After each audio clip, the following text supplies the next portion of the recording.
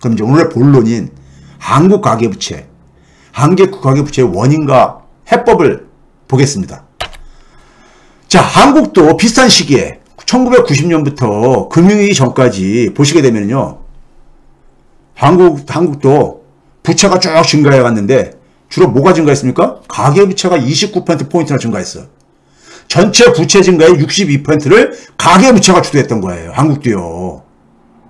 예? 90년부터 2007년까지 예? 가계부채가 열심히 미국 쫓아간 거죠. 미국 패턴을 쫓아간 거죠.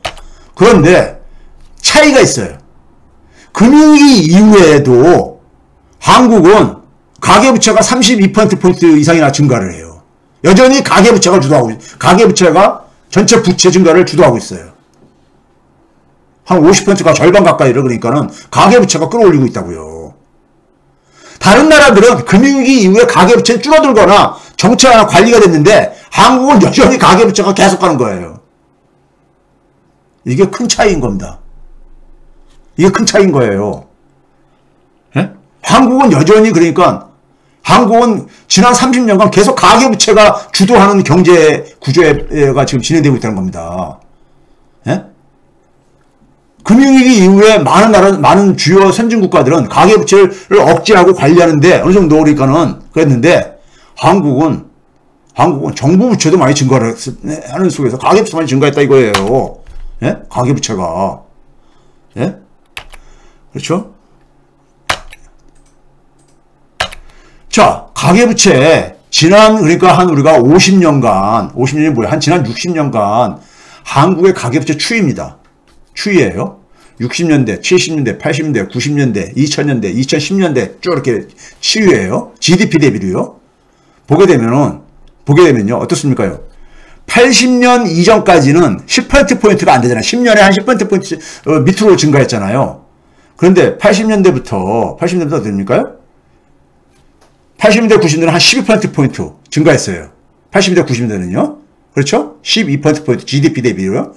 근데 2000년대부터 속도가 빨라지죠. 2000년대 10년 동안은 22%포인트가 증가했고 2010년 이후에는 거의 30%포인트가 증가한 거예요. 이게 지난해 3분기 기준이니까는 예? 이렇게 증가한 거예요. 그러니까 2000년대 이후에 특히 빨라지는 거야. 대한민국은요. 가계부채가 이게. 더군다나 뭐냐면 금융위기 이후에 더 속도가 더 빨라졌어. 예?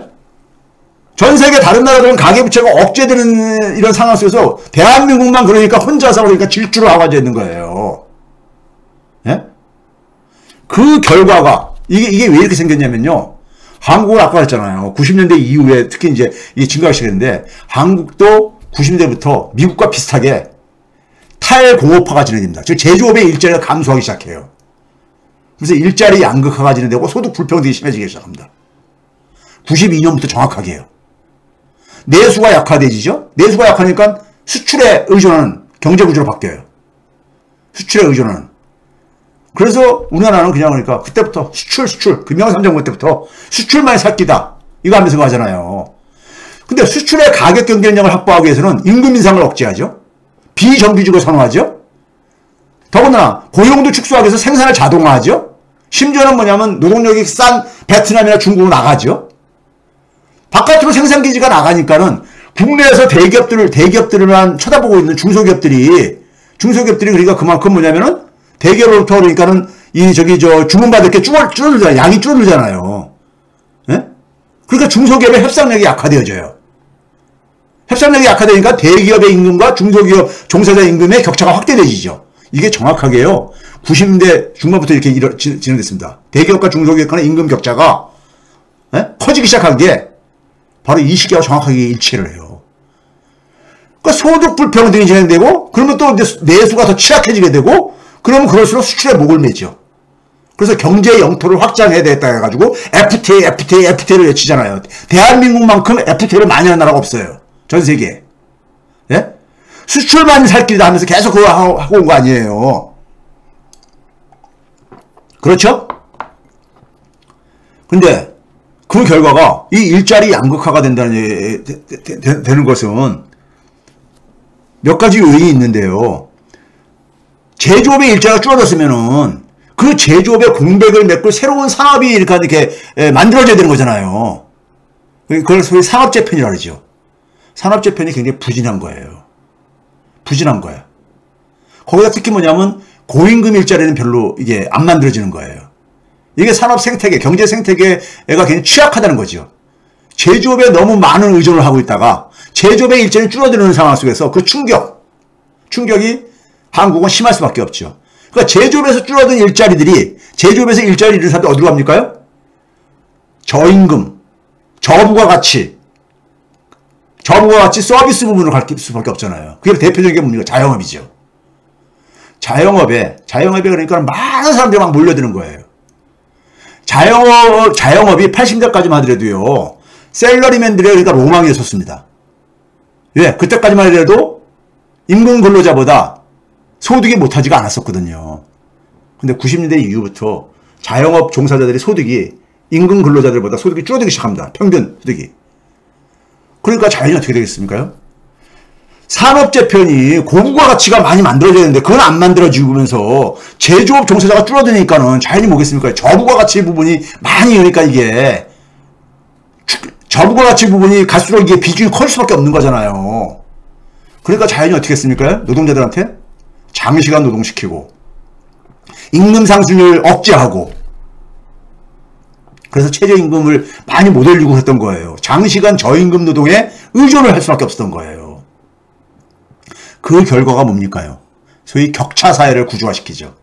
대기업과 중소기업 종사자, 임금 근로자하고 자영업자, 정규직과 비정규직 간의 이 격차가 완전 구조화되어지죠.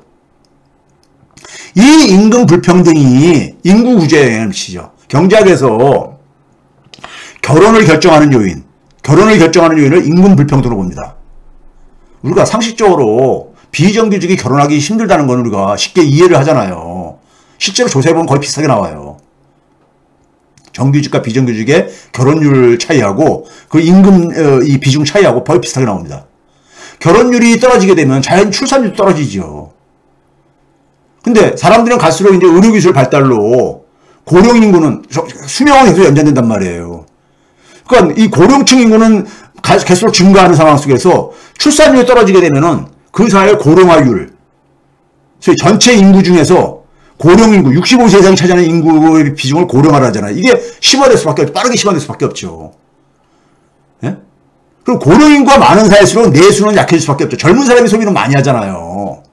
예? 저처럼 그러니까 나이 많은 사람들은 소비가 젊었을 때보다는 더 줄어들 수밖에 없거든요. 예? 내수가 또 약해지죠. 그러니까 갈수록 뭐냐면 내수는 갈수록 취약해지면서 갈수록 그러다 보니까 수출에 목을 매게 되는 거죠. 예? 자, 이게 제조업 취업자 비중입니다. 전체 취업자 중에서 제조업의 종사자의 비중이 정확하게 봐보세요. 91년도 전후에 딱 정점을 찍고 나서 쫙 줄어들잖아요. 줄어들죠. 예? 줄어들잖아요. 자, 지난 40년간 80년대부터 성장률입니다. 80년대 10년 동안에 연평균 10.4%였었어요. 90년대 갑자기 6.7% 뚝 떨어집니다. 6.7%로요. 이게 무슨 저기 떨어져도 좀 적게 떨어져야 되는데 갑자기 한 4% 떨어진 거잖아요. 2000년대 10년 동안에 4.6.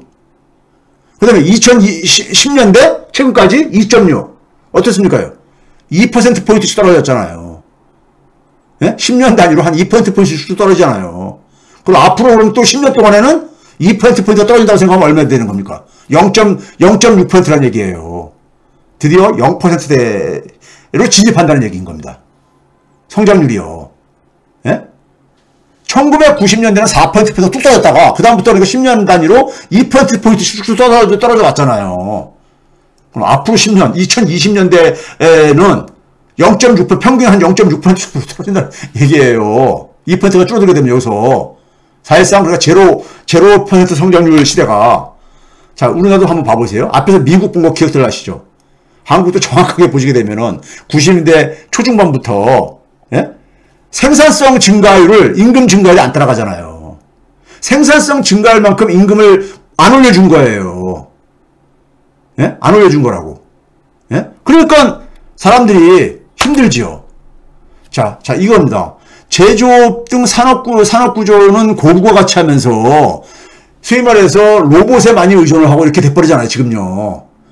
가치 창출 방식은 변화하고 있습니다. 그래서 경제가 디지털화 플랫폼화 되어지면서 과거에는 그러니까 우리가 사람이 오래 일하고 육체 노동력 가지고 했다면은 이제는 뭡니까? 아이디어 집약적으로 바뀌고 있잖아요. 예? 아이디어 집약적으로. 그러면서 일자리는 굉장히 단기화. 요새 그러니까 첫 번째 직장에서 기껏해야 40대 후반이면 그러니까 나가고 그런다고 그러잖아요. 일자리가 단기화 되는 거죠. 예? 지금 뭐냐면은 가치 창출 방식이 변화하고 이 로봇을 많이 사용하다 보니까 좋은 일자리가 갈수록 줄어드는 거예요. 좋은 일자리는요. 좋은 일자리는 줄어들고 일자리는 단기화 되니까 자기는 뭡니까? 고용 불안이죠. 내가 이 직장에서 얼마나 일을 할까? 불안하죠. 예? 그리고 굉장히 일자리의 질도 굉장히 안 좋죠. 그렇죠? 거기다가 고령화가 돼. 그러니까 늦게까지 그러니까 자기가 소득이 있어야 돼. 그렇죠? 근데 어떻습니까? 자녀를 키우는 동안에는 우리나라 교육이 어떻습니까? 입시 경쟁, 줄 세우기 교육. 이게 다 뭐예요? 성적 경쟁이잖아요. 여기에 그 자녀 교육비의 부담을 엄청 가져요. 대부분 부모들이. 주거비 부담도 그하고요. 갈수록 그러니까 이 주택가격이 막 빠르게 오르고 그러니까. 노후 불안이죠. 고용 불안, 노후 불안. 예? 퇴직하기 전에는 고용 불안, 일자리 불안 때문에 그러다가 퇴직하고 난다면은 오래 사는 게 행복한 게 아니라 오래 사는 게 고통인 노후 불안. 그렇죠? 이런 상황 속에서 개인들은 어떻게 대응하겠습니까? 재테크에 올인할 수밖에 없죠. 재테크에 올인할 수밖에 없는 거예요. 그렇죠? 안정적인 소득 확보 기회가 축소가 되니까는 재테크에 올인하죠. 미국 앞에서 봤던 거랑 비슷하지 않아요? 큰 흐름에서는요? 재테크에 올인하니까는 결국 뭐냐면 금융 쪽, 결국 재테크라는 게 금융에서 돈놀이 하던 주식이나 이런 걸 하던 아니면은 그 부동산으로 하던 자산시장. 그러다 보니까 어떻게 됩니까? 소득 불평등보다 어느 순간에 보니까 자산 불평등이 더 문제가 되고 있는 사회잖아요. 소득 불평등보다 자산 불평등이 한국 사회 불평등을 주도하고 있잖아요. 부모를 그러니까 부동산 몇십억짜리 갖고 있는 부모를 만난 사람과 예? 집 없는 부모를 만난 거 사람아 출발선이 다르잖아요. 출발선이요. 예? 출발선이. 그렇죠? 이 자산 불평등이 한국 사회에 소위 말해서 금수저 흑수저를 만들잖아요. 실제로 보게 되면 한국은 상위 1%가 토지에 30%를 소유하고 있고 10%가 69%, 70%를 소유하고 있어요. 예? 부동산, 토지에 대한 소유가요. 예? 재테크에 올인하고 있는 거야. 그러다 보니까요, 가계, 기업, 정부가 다. 예? 기업을 보게 되면 더해요. 상위 1%가 73%가 가지고 13% 이상이 나오고 있어. 예? 전부 다 그러니까 기업이든 가게든 간에 다 부동산에 올인하고 앉아 있는 거예요. 이게 대한민국의 현주소라고요. 예? 그러다 보니까는 국민 순소득, 소득 대비 자산의 비중을 보게 되면 계속 증가하고 왔잖아요. 예? 자산 축적에 올인하는 거야. 자산 축적에. 예? 자산. 그 중에 특히 부동산 자산에. 이게 사회가 경제 생태계가 그만큼 망가졌다는 증거예요. 경제 생태계가 망가진 거죠. 부동산이라는 것은 우리가 부동산을 사고 파는 거는요. 소득 증가에 별로 기여를 못합니다. 예? 왜 그렇습니까? 그건 주인만 바꾸는 거잖아요. 주인만 바꾸는 거잖아. 주식도 마찬가지고요. 그렇죠? 그래서 보시게 되면 상위 1%가 전체 자산에서 차지하는 비중과 상위 1%가 소득에서 차지하는 비중을 보게 되면 자산에서의 비중이 훨씬 더 크잖아요. 훨씬 크잖아요. 10%포인트 이상 차이가 나잖아요. 자산 불평등이 대한민국 사회를 이렇게 멍들게 하고 있다 이거예요. 그런데 금융위기 이후에 수출이 더 이상 그러니까 수출주도 성장이 힘들게 돼버렸어요. 금융위기 이후에. 왜? 금융위기 터지면서 미국이 세계에서 가장 큰 시장인 미국이 가계부채를 구조조정하면서 옛날처럼 소비를 못 해주는 거예요. 미국 시민들이 과소비를 못 해주는 거예요. 그러니까 미국 시장 타격이 그렇죠. 거기다가 중국이 안에서 자급화를 하다 보니까는 또 예? 중국의 수입이 좀 줄어들죠. 세계 1, 2 시장이 예? 줄어들다 보니까는 수출이 줄어들죠. 즉 1990년대부터 세계화로 인해 가지고 수출이 그러니까 경제 성장의 하나의 이 역군 노릇했는데 한 시대를 금융위기 이후에는 수출 성장이 근본적으로 타격을 받아요. 그래서 우리나라도 2011년부터 19년까지 수출이 거의 정체, 잃어버린 10년이 진행됐었잖아요. 예? 2019년 수출액이 2011년보다도 낮았었습니다. 예? 과거에 많이 자료를 보여드렸기 때문에. 지난해 그러니까 그거를 새로운 돌파를 한 것뿐이에요. 내수는 워낙 취약해진 데다가 수출까지 그러니까 위기에 당한 이중 취약이 그러니까는 나타난 거예요. 예? 문제는 뭐냐면은 가계부채가 급증하면서 그러니까는 내수 취약성이 구조적으로 심화되고 있다는 거예요. 가계부채가 급증하면서. 그러다 보니까 어떻게 합니까요? 내수는 구조적으로 취약한 데다가 수출까지 어려워지게 되면 어떻게 됩니까요? 그 다음에 돈 푸는 정책을 할 수밖에 없죠. 돈 푸는 거. 통화 완화지요.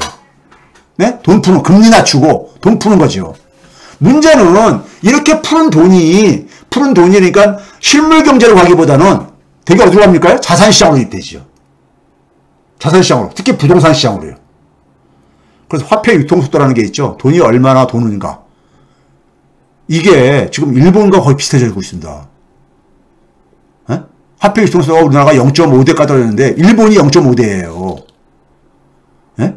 일본이 돈을 그렇게 많이 찍어내도 경제를 못 살리는 이유가 돈이 안 돌기 때문에 그런 거예요.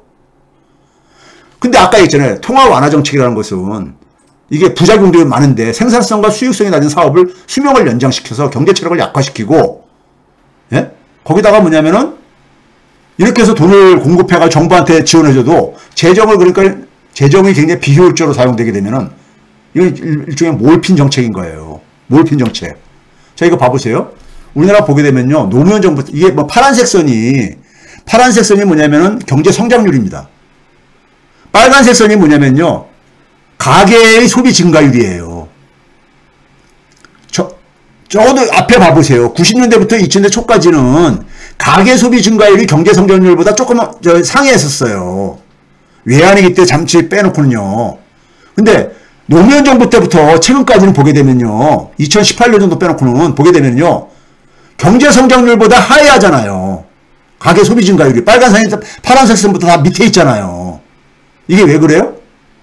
가계가 소비할 여력이 없는 거예요. 왜? 가계부채가 너무 많다 보니까. GDP 대비 가계부채가 60% 초과하면서요. 가계가 그러니까 예를 들어서 이걸 빚을 갚는데 자신의 그러니까 가처분 소득 중에서 빚을 갚는데 많이 쓰다 보니까는 소비할 여력이 없는 거예요. 예? 자녀들 교육비 부담도 나가고 그런 데다가 소비할 여력이 없는 거죠. 그러니까 내수가 굉장히 취약한 거예요. 아주 구조화 돼버린 거야. 내수의 취약성이요. 예? 그러면서 뭐냐면 모든 가게들이 불안하니까, 고용 불안, 노후가 불안하니까는 부동산이란 재테크에 다 올인을 하는 거예요. 부동산은 재테크에 다 올인을 하는 거야. 예? 자, 금융위기 이후에 한국은행이 기준금리를 계속 내려왔잖아요. 이 풀린 돈들이 어디로 갔느냐? 돈이 안 돌아요. 화폐 유통 속도가 외환위기 저가부터 1이 넘었었는데 쭉 떨어져가지고 지난해 0.57까지 떨어졌어요. 일본이 0.54 정도가 되는 날 이게 그래요. 일본하고 거의 그러니까 근접했어요. 예? 돈을 아무리 풀어도 돈이 안 들면 소용이 없는 거예요. 돈이 안 들면요. 그렇죠? 자, 그런데 그 풀린 돈들이 부동산 시장으로 들어가면서 문재인 정부에서 그러니까는, 예? 수도권 같은 경우 아파트 이 가격이 훨씬 더 2배 이상 그러니까 증가율이 높았잖아요. 특히 이게 봐보세요. 박근혜 정부 때부터 그러니까 본격적으로 그러니까 가면서 주택담보대출 비중이 가계대출 중에서 한 54% 정도 가다가 이게 한 56%까지 올라갔잖아요. 더 올라갔잖아요. 그러니까 부동산에 올인하는 거예요. 가게들이.